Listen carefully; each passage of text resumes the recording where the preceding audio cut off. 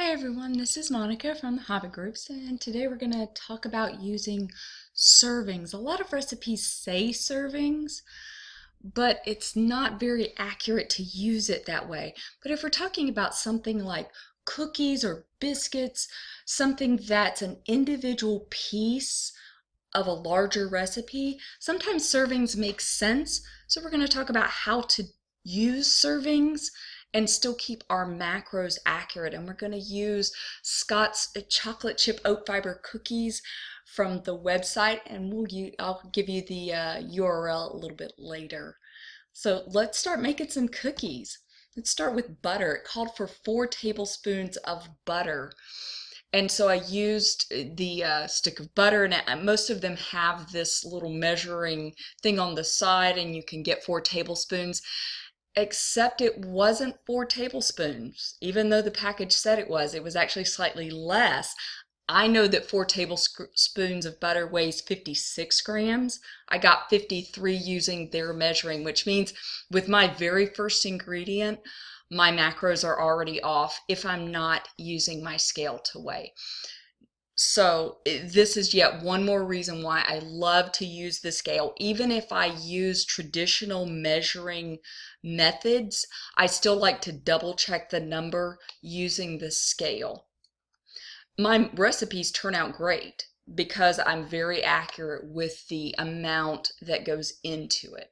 So something to think about if you're waffling on whether or not to use a scale. Great recipe results. Here's another way that we can double check our work.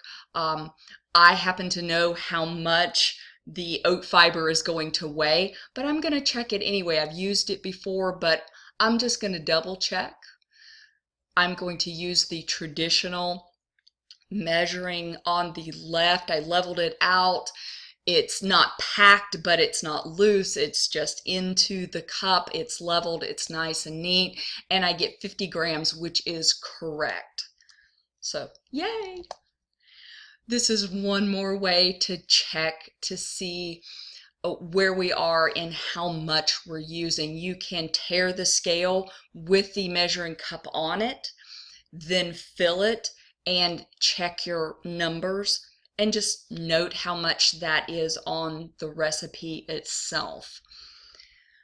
On the right, you can see that there's just 100 grams. I knew right off the bat that the amount of sweetener required for the recipe was going to weigh 100 grams. And you know I love my one bowl recipes. Boy, if I can get away with doing it that way, that's how I'm going to do it. So I just poured the sweetener right straight into the bowl and got it over with, up to 100 grams. Here's one more item as part of the double checking your work. This is salt. I like this particular salt and I use it a lot in recipes. I like the grind. I like how it cooks.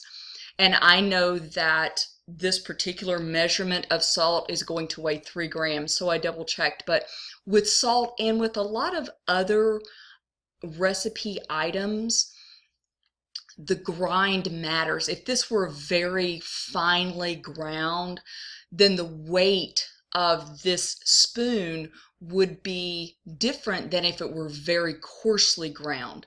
So this is one way where you can play with ingredients a little bit and use a different grind as long as your weight is correct. It really doesn't matter what the grind is. So I could use a very coarse, maybe a super coarse sea salt in this and get a little different flavor than if I use this very finely ground Himalayan salt. So using the measurements is a great way to get started, but using the weight is a great way to explore the cooking. And that's kind of the thing with a ketogenic lifestyle. We don't have a lot of prepackaged food. We kind of have to cook just about everything that we eat. So if you're not familiar with cooking, I mean, I've been doing this for I've been cooking a long time.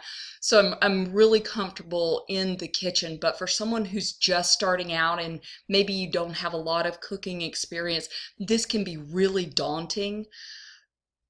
but using the grams is a way that you can not only kind of double check your work, kind of like what we did in school, double check your homework before you turn it in, but it's a way that you can kind of play around with the recipe and maybe make it a little more versatile for your needs by using the scale to do the measurements as opposed to relying on cups and spoons and things like that. So it's just another way that you can make a keto diet work for you and the way you want to live your life.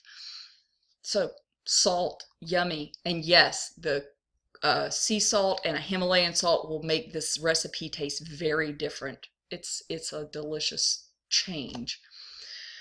And yet one more reason why I like to use a scale is, well, I'm a klutz. And here I am using a liquid, this is vanilla extract, and taking a picture, and I just spilled it. You can see it's on the counter, it's on the faceplate of the, I totally made a mess. But because I use a scale, even for my liquid extracts, I know that this should weigh 13 grams. What I actually got was 12. If I'd been relying on the tablespoon itself, I wouldn't have known how much off I was. But because I'm using the scale, I knew that I just needed to add just 1 more gram of extract to make sure that I was working this recipe exactly the way it should be. So the scale yet again saved Monica in her klutzy nature. And here's another great way to use the scale. I know that these chips should weigh 84 grams, but I only had 79 grams. I know, how could I run out of chocolate chips? What's wrong with me? But if I had wanted to use, say, like maybe some baking chocolate to make up this extra 5 grams, I could have done that, and the density of it, the cut of it wouldn't have mattered in the slightest because I'm using it by gram. If I was trying to work it into the cup on the left, things could have kind of gone a little sideways. But using the grams on the right, I not only knew that I was short and how much I was short by 5 grams, but I could have just added in a different kind of chocolate. As it is, this is a really good recipe, so we just had our chocolate chip cookies this time with fewer chips. That's all we did this time. But, if I'd wanted to, I could have maybe, baking chocolate. Ooh, with a different kind of chocolate. Oh, guess what the next iteration of this recipe is going to be in my kitchen? Yep. Back to checking our work. Remember on the last episode, I talked about weighing the bowls. Well, I got a whole bunch of new spatulas and I hadn't weighed these yet, so I just spent like 12 seconds or whatever it was weighing the spatula. It weighs 86 grams. So subtract off the weight of the spatula and the weight of the bowl from the 752, and I know exactly how much all of my ingredients weigh, to double check and make sure that I didn't write a number down wrong. Again, just a way to check and make sure that the recipe is going to come out the way I think it is. And here we go. You see me and my trusty pink Post-its, hubby wrote it down on the recipe itself, which is at shecallsmehobbit.com, and it's the keto chocolate chip recipes using Anthony's Goods oat fiber. That's the exact recipe that I used. And then I just noted what I used on a pink Post-it, so when I go and build my recipe, actually while they're cooking, I can make sure that it's logged accurately. And then later on, I'll save this recipe, and next time I make it, I can make it as a 1 bowl, and I can save a lot of cleaning, because this is all the stuff that I had to use to do this recipe the way it was traditionally written. Where if I'd been able to do it as a 1 bowl and do it by weight only, then I would have only used the liquid cup to measure out my water. I wouldn't have had to use any of the cups, any of the spoons, or the level. Just a scale, bowl, spatula, and my liquid measuring cup. So next time, I'll be making these as a 1 bowl for sure, because I have everything in grams. I can do that now. And this takes some time. It's not like we just start out and everything that we do is suddenly in grams. And no, you have to make a recipe once, do your measurements, and then the next time you make it, you can do it by gram. This is that homework thing that we talked about. It's what I like to call infrastructure work. It's just kind of the back end stuff that makes the actual cooking easier. So next time this recipe will be a lot easier to make because I already have everything by gram. And finally, we get to servings. I like to use a melon baller. You can see it over there on the right side of the picture for cookies. This allows me to use the servings, but yet I know that each one of these is very close to the other. So not only are my macros going to work out when I have a serving of cookies or 3 servings of cookies or whatever it is, but I also know that each serving is going to cook evenly because all of the cookies are the same size. And that's really important when we're trying to do something like baked goods.